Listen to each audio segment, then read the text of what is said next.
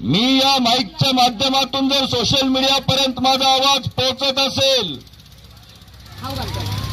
तर आमचे नेते श्रद्धेय बाळासाहेब आंबेडकरांना पण मी विनंती करतोय,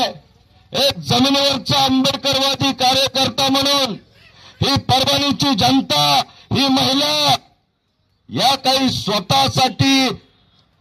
आंदोलन केले नाही, स्वतःसाठी नाही केलं तर हे संविधानासाठी केले आणि आपण देखील या मोर्चामध्ये आपण सामील झालं पाहिजे। लहान तोंडी मोठा घास घेतो साहेब, पण माझी आपणाला विनंती आहे, एक जमिनीवरचा मुसद्दी आंबेडकरवादी कार्यकर्ता म्हणून श्रद्धेय बाळासाहेब आंबेडकर आपण देखील या मोर्चाची ताकद वाढवावी। आमचे नेते तुम्हीच आहात, पण या न्यायासाठी ज्या मुलाला ज्यांनी घातपात केला